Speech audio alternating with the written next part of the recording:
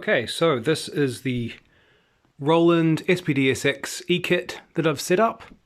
I'm going to do a bit of a run through. Hopefully you can hear me. I'm not using a mic or anything. So this is just a standard Roland SPD-SX. And then we've got like a Roland cymbal pad. I think it's a CY12C. A mesh snare head.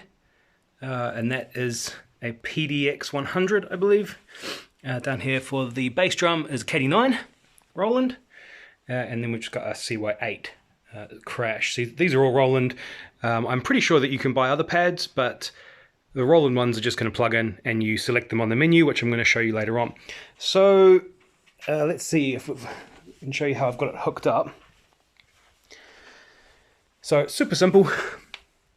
Roland has two places for two inputs for triggers, and they're stereo. You can see underneath you've got 1 and 2 and 3 and 4.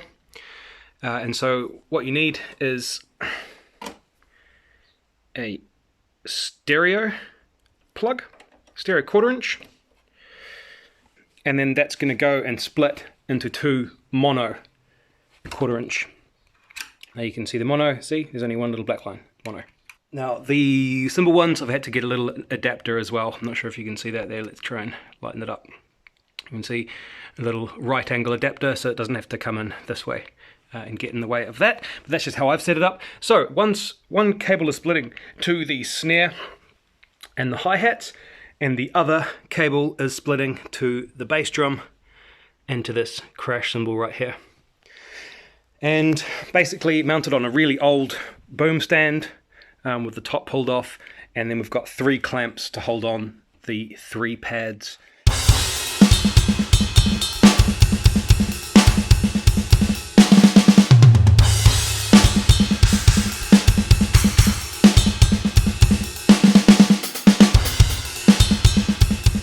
On the hardware, so you plug it all in, you get all your stuff, you set it all up how you want it, and then you go into the hardware. Now we're going to go into menu, you're going to go into setup, and you're going to go into trigger in, enter. Now trigger 1 and 2 is input mode, trig times 2, means you're setting 2 triggers, and you can see that I've got a CY12C and a PDX 100 as my first lot. And then if I move it across, trigger 3 and 4, there's my KD9 and my CY8. Now, the input mode does matter. If you change the input mode to head and rim, that's saying that you've got a pad that enables dual zone, which I don't. I'm using 2. So if you had a bar trigger or something, for example, you would select that. That needs a stereo input, so you're only going to be able to use one side of the triggers, channels 1 and 2. Not making great sense, I hope. Okay, so that's it really. The only other thing you need to do is exit out of there, and you're going to go to option. So you've just gone to trigger in, now you're going to go to option, and you're going to scroll down here to USB mode. Now if you have your USB mode in, how do we change the beast? Wave Manager, that's when you're loading samples onto there. So if you want to use it as a hardware device, you want to use the Wave Manager. Whereas if you're going to plug it into a computer and use it as a plugin, use it as a MIDI controller, with a plugin, then you want the USB mode to be audio MIDI.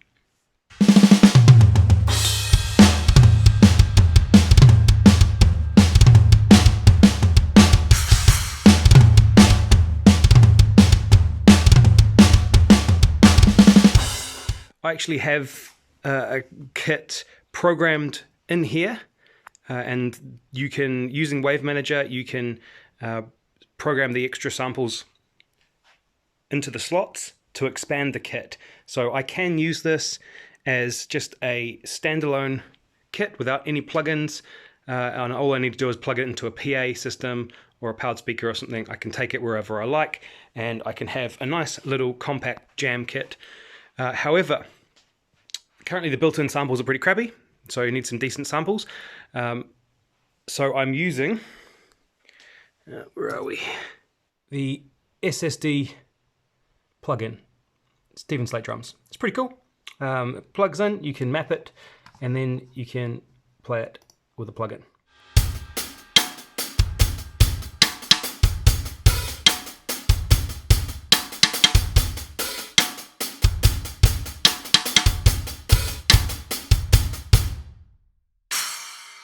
in terms of cost, I already had the SPD-SX, but I think they come in at around about 1,200 New Zealand dollars.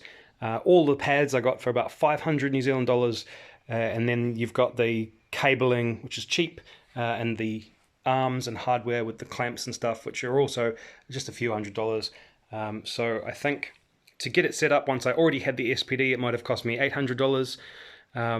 So if you're starting from scratch and you're looking at getting an E-kit and you don't have an SPD, you could probably get something that's a little bit more worth your while for the money. But if you do have an SPD and you just want a little E-kit, a practice kit, then consider just expanding it, getting some pads, throwing them on. It might be a bit cheaper, and it does open up quite a lot of options for you. Okay, hope that made sense. Good luck.